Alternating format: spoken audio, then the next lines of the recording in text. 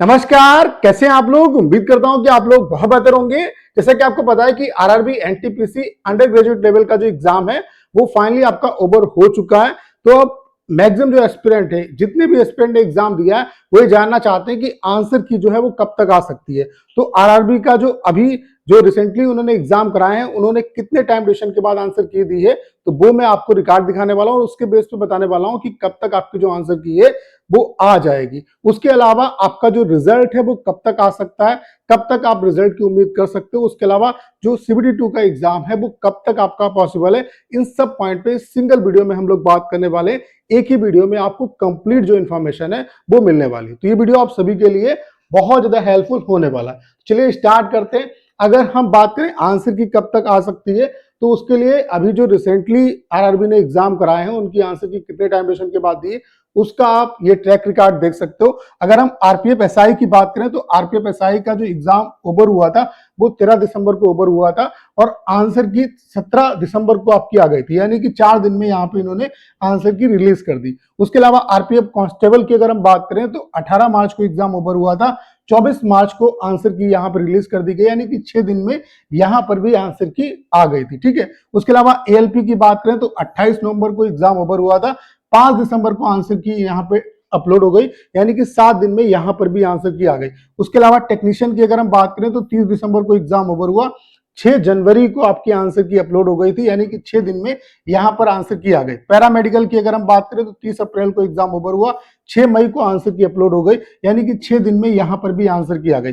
NTPC graduate level की अगर बात करें तो 24 जून को एग्जाम ओवर हुआ, 1 जुलाई को आंसर किया, यानी कि 7 दिन के अंदर यहां पर भी आंसर की जो है 7 दिन में दे दी। तो आप देख सकते हैं कि यहाँ पे मिनिमम जो टाइम लग रहा है वो 4 दिन लग रहा है और मैक्सिमम जो टाइम लग रहा है वो 7 दिन लग रहा है, यानी कि मैक्स से मैक्स आप ये मान के चलिए कि 7 दिन के अंदर किसी भी कंडीशन में आपकी जो आंसर की है वो आ जाएगी। तो आपको पता है कि आपका 9 सितंबर को एग्जाम ओवर हुआ है, यानी कि 16 सितंबर से पहले पहले ही आपकी जो आंसर की है वो आपको देखने को मिल जाएगी। 16 सितंबर तक तो किसी भी कंडीशन में आपकी जो आंसर की है वो आ जाएगी और आंसर की आने के बाद हम लोग डिटेल में कट ऑफ कितनी किया जा सकती है, उसके अलावा हार्ड शिफ्ट टीजी शिफ्ट कौन सी रही, उसका डिटेल में यहाँ पे हम लोग एक्सप्लेनेशन करेंगे। बाकी अभी जो लोग प्रेडिक्शन कर रहे हैं वो सिर्फ हवाबाजी कर रहे हैं। ठीक है।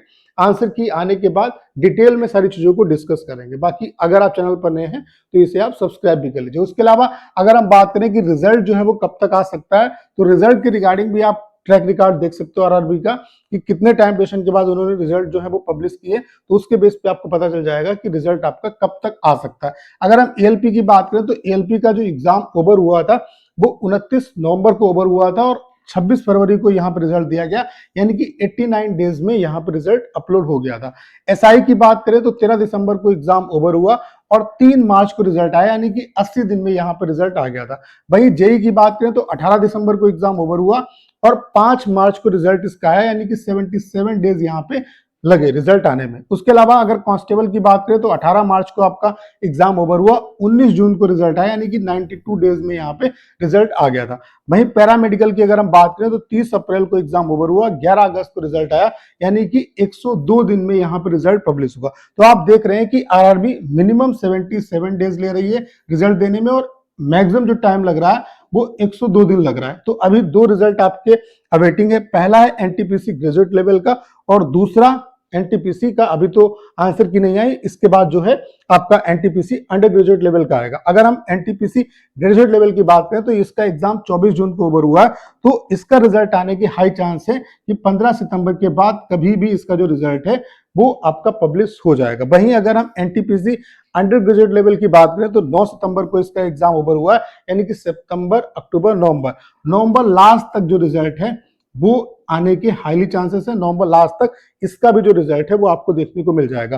बाकी अगर हम बात करें कि इसका सीबीटी 2 का जो एग्जाम है वो कब होगा और इसका सीबीटी 2 का जो एग्जाम है वो कब होगा, तो आप ट्रैक रिकॉर्ड लास्ट ईयर का भी उठा के देख लो कि रिजल्ट के बाद सीबीटी 2 के लिए आरआरबी बहुत ज्यादा आपको टाइम नहीं देती है। मैक्स से मैक्स यहाँ पे 1 महीने का ही आपको टाइम मिलता है।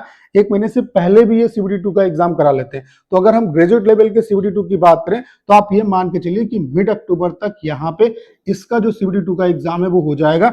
और वहीं अगर हम एनटीपीसी अंडर ग्रेजुएट लेवल की बात करें तो आप ये मान के चलिए कि अगर नवंबर लास्ट तक रिजल्ट आता है तो दिसंबर में ये किसी भी कंडीशन में आपका सीबीटी 2 का जो एग्जाम है वो करा लेंगे। तो अगर आपके मार्क्स ठीक ठाक बन रहे हैं तो कहीं ना कहीं आपको अच्छे तरीके से CBT2 की प्रिपरेशन में लग जाना चाहिए। और उम्मीद है कि आपने ग्रेजुएट लेवल वाला भी दिया होगा तो उसमें भी अच्छे मार्क्स होंगे, तो अपनी प्रिपरेशन लगातार करते रहो। बाकी ग्रुप डी की भी जो डेट है वो आपकी आ गई है, तो अच्छे तरीके से प्रिपरेशन करते रहो। ढेर सारे एग्जाम लगे हुए हैं, सीजीएल का भी एग्जाम है, तो उम्मीद करता हूँ कि जितने भी पॉइंट्स जो आपके दिमाग में थे वो उन सब का जो आंसर है वो आपको इस सिंगल वीडियो में मिल पाया होगा। करना क्या, इस वीडियो को शेयर करना है। उसके अलावा अगर आप चैनल पर नए और आपने अभी तक इसे सब्सक्राइब नहीं किया है तो प्लीज चैनल को सब्सक्राइब करना मत भूलिएगा।